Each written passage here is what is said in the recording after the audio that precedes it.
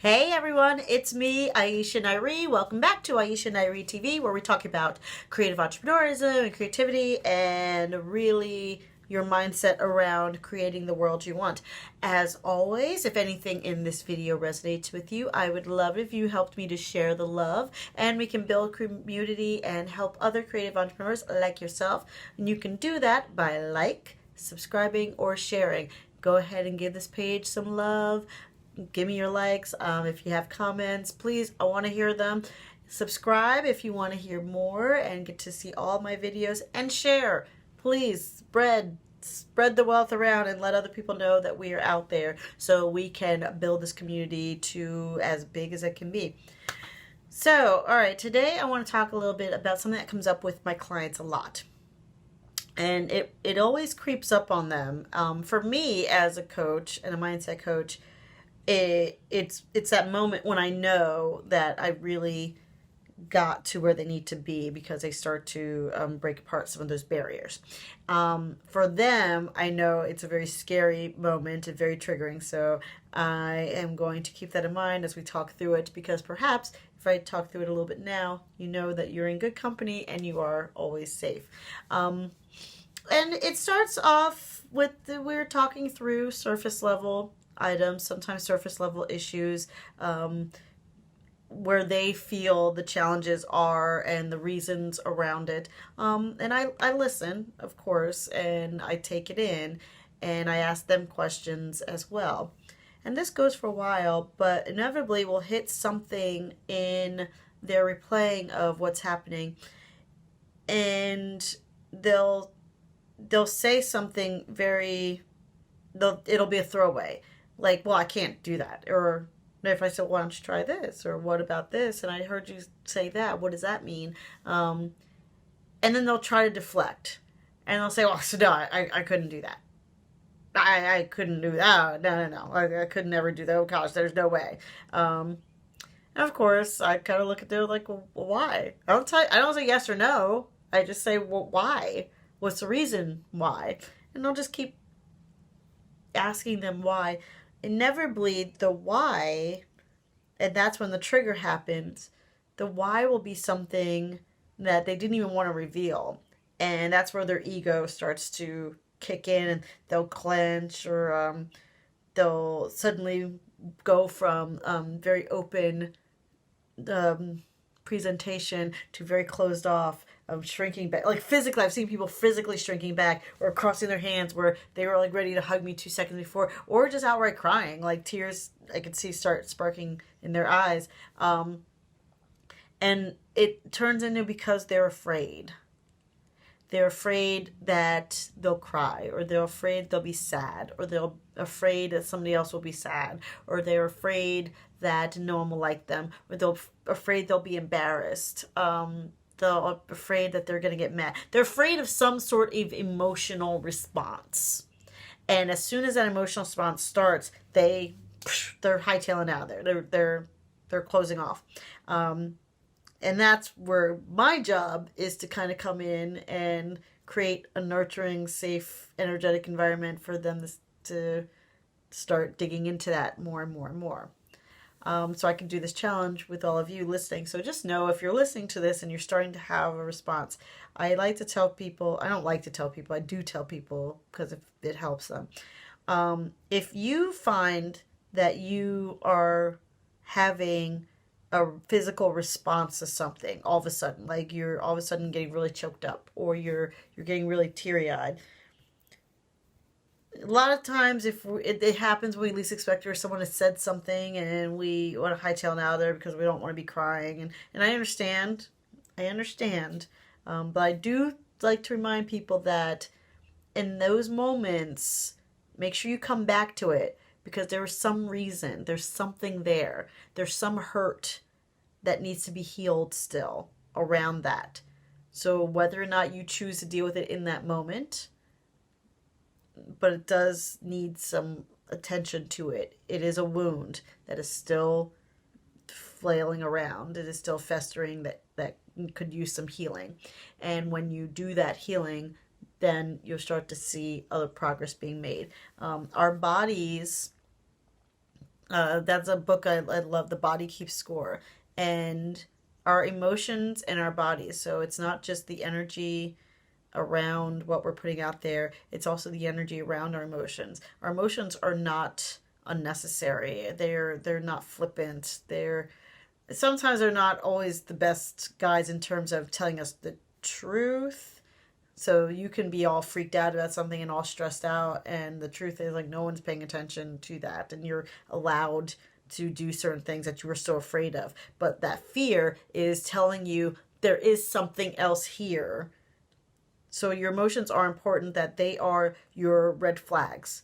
They're your, hey, heads up, that there's something else here. They are not the end all be all. They are not the parts of you that are there to do the fixing per se. They are there, the warning signals. And they are also connected to your body. So we work interchange, like our emotions and our bodies, they are meant to work together.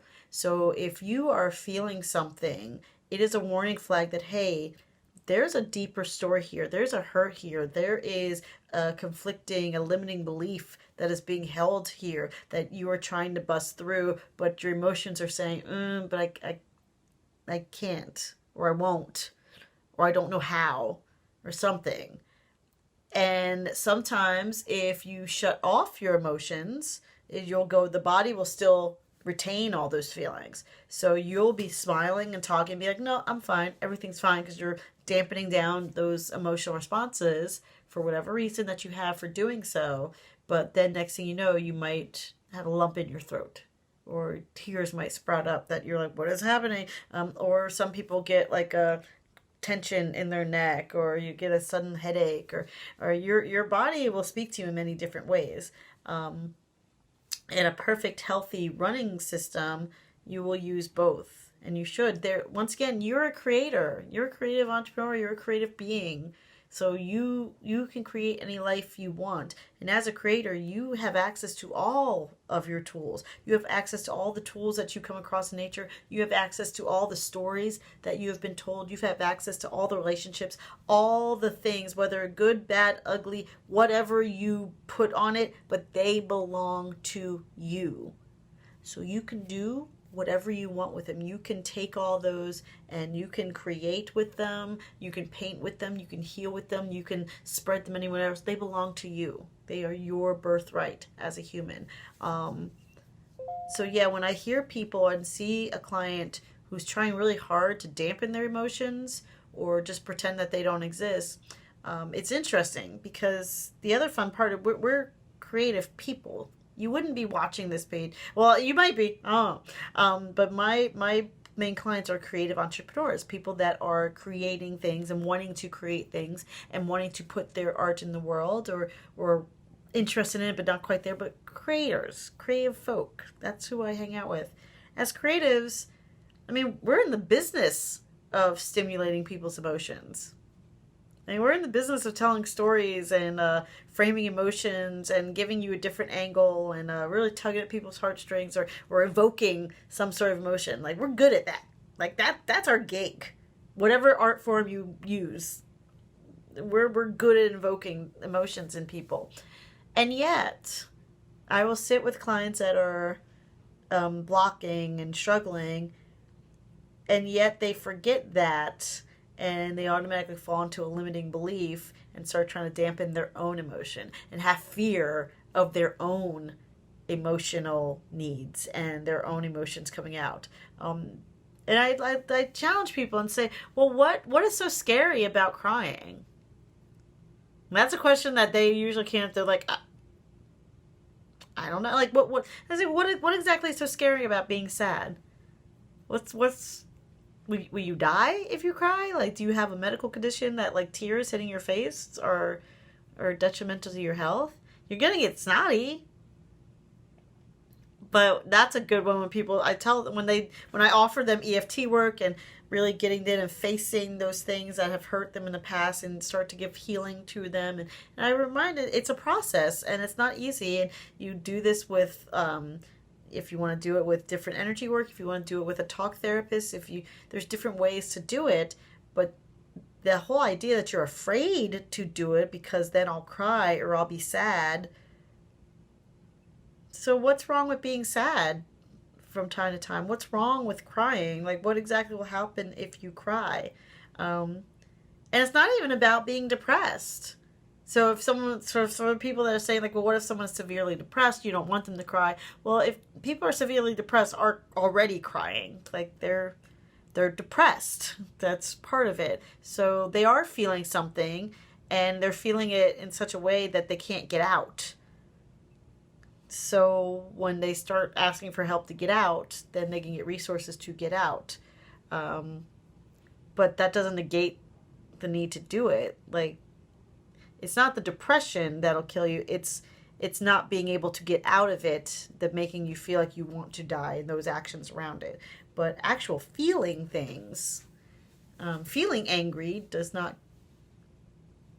It's a feeling. Feeling sad is a feeling. Feeling happy. We have more than just happiness. You know, like you're allowed to feel the full range of emotions.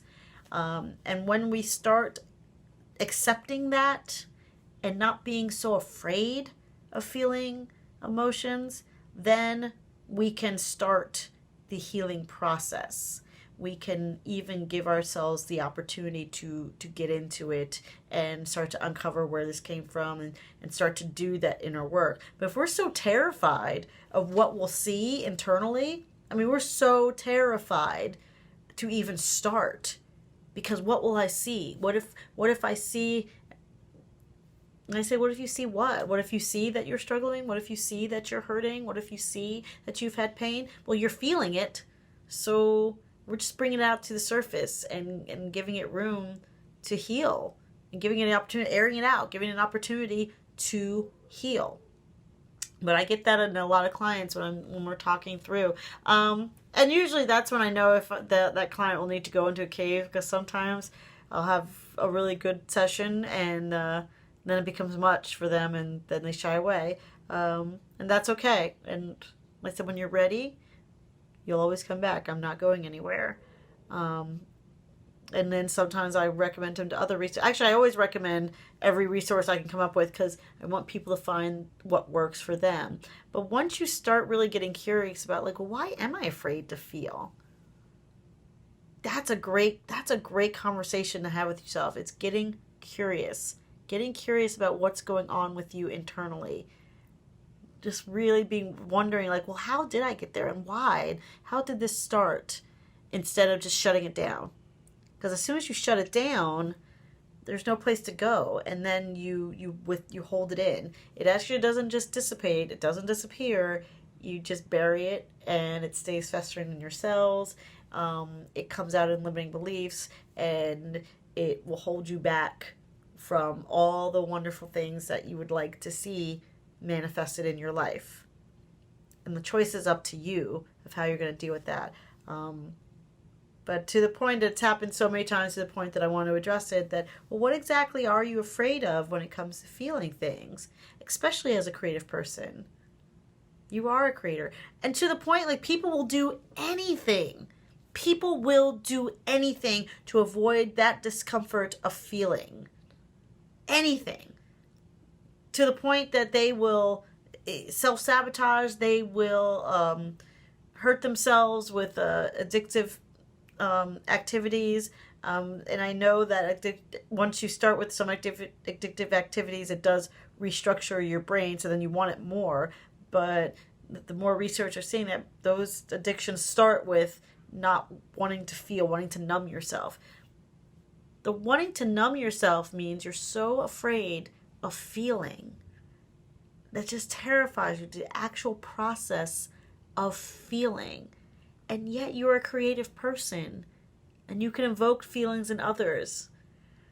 So you are familiar with what that entails.